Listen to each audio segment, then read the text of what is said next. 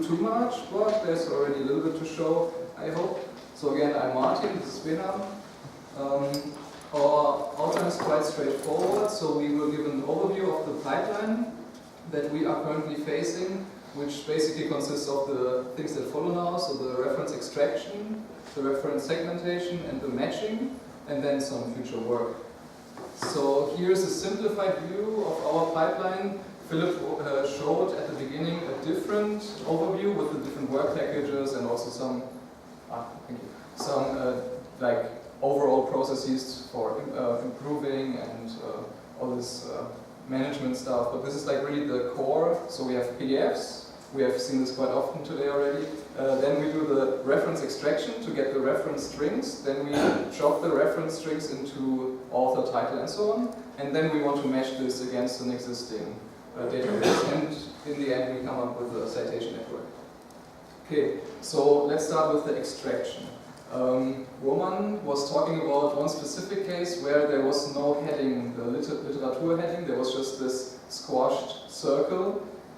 This was not the case why we did this approach, but usual approaches exactly search for these headings, and then, or for example, Sermine did some SVM layout analysis to define zones of reference sections, and then when they have defined these zones, they take these zones and split them up into reference strings. But then problems like he showed occurred where there is no heading, for example, so if you do regular expressions, you will not find it, or if you, for example, have regular expressions which specifically search for words, so, for example, you search for references, but then you have a Spanish article, you also can forget about this, and that's why we thought, and there's actually an even more difficult case in the German social sciences, where there are references in the footnotes, so that you have the full reference on a page where they occur in the footnote, and there's no separate reference section at the end. So this would be also one reason to do it our way, because we don't have this first step of searching for a reference section, but we consider basically every line in the document as a possible reference string. So we look at every line and think, could this be the beginning, or similar to the approach of Sermine, like we have these two cases, it's the first line of reference, or it's not the first but the second or third line, or it's not a reference. Then there are some special cases, for example, when there is a reference which starts on one page, first line on one page, then you have the page number and the footer of the page, and then it continues on the second page. So we also need to look at this special case. It's quite rare, thankfully, and I'm not sure if we are able to handle this, especially if there's a lot of stuff in the footnotes, but that's also one thing we could consider. And then what we do is, every line in the end is has one of such labels, and we build again a quite standard supervised conditional random field, which is, for example, usually used to do the segmentation. So instead of having one word being a target variable, we have the full line as one target variable. Because thankfully, until there was one case where reference strings do not begin in a new line. They were just floating, like a running text. So when one reference string finished in one line, the next one just continued like just a full text. We will not be able to handle this one, but this is thankfully quite rare. So this would look like this. Here on the right, there's the references. Here above, you should imagine that there's the rest of the paper, which is also, all of this should be other. Then the reference section starts, and then here's the first reference string, which is beginning of reference, and then the second line of the first reference string, IREF. And if you have this labeling, you can again reconstruct the different reference strings. And possible features that we used, for example, if you look at line 2 here, it contains a last name, so we do a dictionary lookup. It contains a year, that's easy to find.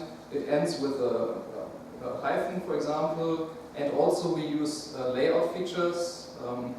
For example, there's a bigger gap to the references. You cannot see it here, but in the PDF there's a bigger gap, so we also use this.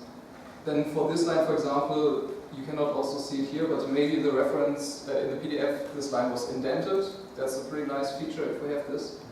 And it contains a city and so on. And with these features, we learn the system on, since it's supervised on a relatively small data set currently, which was also part of this gold standard that we published. And so our very small evaluation for now is this. So we have for the training 63 PDFs, so around 2,000 references from the German social sciences, but in this case we focused on social science papers where they actually have the reference section at the end. So we are yet not looking at this very special case with the footnotes. That would be a nice follow-up, but for now it's normal publications with the reference section. And yeah, we tested it on 18 papers and the results are quite promising. So, okay, this is everything else. It's quite, of course, quite high, thanks God. But like the two interesting cases have, so the beginning of a reference we find in around 95% of the cases we call, and the intermediate ref is actually even higher because in our gold standard case, so in the random papers that we extracted, almost all papers have this indentation. So that's why this is quite high. So we should extend this data set and see if this generalizes as well. Then this is examples which I'm showing was not part of the gold standard. So we used this trained model and put it on, used it on other PDFs. And this example I found quite interesting because there is no, let's say, layout information at all. This is just, so this is part of the reference section. You can, as a human, kind of guess, okay, this is the first reference string, it ends here. This one is the second reference string. But then I would, on first glance, I thought this third line is again a new reference string. But when you look closely, okay, there's this in at the end. And I was quite surprised that our current approach found this special case, especially because there is no layout information. So if this would be invented, it would be quite easy, of course, to find this one. But that was, I found, quite a nice example. Heinrich maybe will show one or two more examples. But yeah, so this is what we currently do here with the reference extraction. For the segmentation, currently we just use Sermine basically. It gives very nice results for now, and we like the format that they are using, the XML format for the segmentation, because they also distinguish between last names and first names in their segmentation, which is nice for the later steps. At some point, we might either retrain the Sermine model or build a new one, but for now, we just reuse this one. And what we do is we focus, as was also in one talk before done, we focus on author, title, and year, because these are the key fields for the later reference matching, which Behnam will talk about now. Okay, in this part I want to explain what we have done in, I don't know if it works or not, but I think it's just recording for the camera, right? If I got it correctly. Okay. So, in this part... That's, I think I was just no, actually it is for remote participants, but I think it doesn't work. Is it? Yeah. No.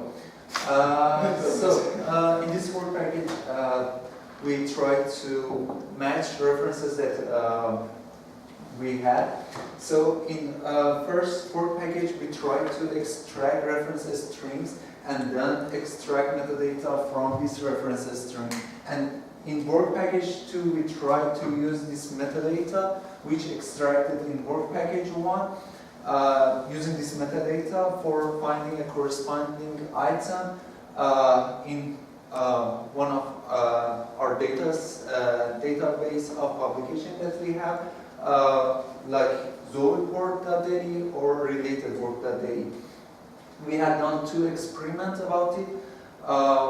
First, we used Solr, and the second one using the mean hash approach. So in a Solr, okay, zoeport, as I mentioned, is one repository that we want to use it as a target for reference matching. It uses Solr in its backend, and Solr help zoeport in search function and indexing data. We can easily pass a query like this to Solr and retry result. For example, this query say that we are looking for an item in the Zoe report which title is similar to aspirin with this similarity measure, and author should be Lewis or Blumen, and it is published in this year. So this similarity metric that Solar use is based on Levenshtein distance. For example, if we say that, okay, we want to search title like aspirin with this similarity metric, esprit may be one of the results that we will get back. Because aspirin needs 2 modifications to be converted to esprit, and the max length between aspirin and esprit is 7. And you can see that how we calculate this number. The next approach that we have used is min hash. So first, for min hash approach, first we should generate min hash value for all titles in a Zoe report once, and then we generate min hash value for extracted reference title, and then filter items in a Zoe report by using author's name and year, which we extracted from reference string, and then we apply a Jacquard comparison on min hash value of the titles inside the Zoe report and min hash value that we generated for extracted title from the reference string. Then we rank items in a Zoe report based on their Jacquard scores, and then we select the top match in the list which satisfy our predefined threshold. So, what is the min hash value? Well, because I mentioned it in previous slide, the way that we generate a min hash value is that, for example, just imagine that the first key is the opener, is the title. Then first we normalize it. I mean that we remove the spaces and, for example, handling the umlaut, and then make the triggeron of that, and then feed this triggeron to different number of the hash function. In our case, we use 100 hash function. The result is list of hash function. In each list, we select a mean value, and then we put all value together. The result will be mean hash value for this title. Then we compare them. We compare to mean hash value with Jacquard and decide about it.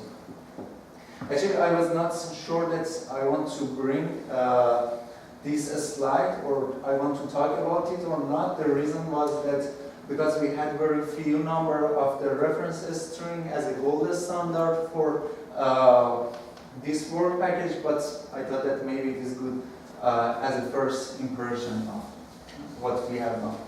We randomly pick 230 reference strings, and once we try to extract metadata out of this reference string with a Sermine, and we put it in Sermine dataset, we call it like that, and then we extract metadata manually and we put it in the other dataset, we call it human data. Then we apply both approaches on these two datasets with using two queries. First query, we try to optimize precision. We say that, okay, let's use a query which optimizes our precision, and let's see what happens. And in the other case, we use the other query which optimizes our recall. And the result, when we're looking at this table, I can say that recall of the Solar is lower than recall of the mean hash, but the advantage of the Solar is that it is much faster than mean hash. Yep. Okay, so what I didn't mention before, we also use for the part which takes the most time, the one where you go from the PDF to the textual representation, we currently also use Sermine because they provide a nice way to access the layout of the different lines, and they do a nice reading order analysis. So because you often have papers which have 2 columns, and then you need to find out that it's actually 2 columns and the order of reading so we use it for that. Future work, we should put more work in the segmentation, of course. I mean, in general, we are quite at the beginning for all steps. And what we aim, which is kind of a different approach than the one that is done in Sermine, because in Sermine it is on purpose modular, so you can exchange one part with a maybe different machine learning model. What we would like to have is some kind of overall optimization to really integrate the individual steps, because usually you make mistakes during every step in the pipeline, and we hope that, for example, by moving like some confidence values from one stage to the next, or maybe even giving multiple options. So for example, for the segmentation, you maybe have 2 different ways to segment something, and instead of just using the first with a little higher confidence, you can just pass both, and maybe during the matching part you will find the second match, because the machine learning model was not good enough in this case. So by having these information which go from step to step, we hope to overall optimize the whole thing. And also, that is probably what Heinrich will talk a bit about, our integration. We want to put our data and our pipeline approach into 2 platforms, related work, which is Heinrich's child, I would say, and René Pickard's also, and also the Soliport platform that Philip was talking about. So I would say I will hand over to Heinrich. Yeah, thanks very much. So I want to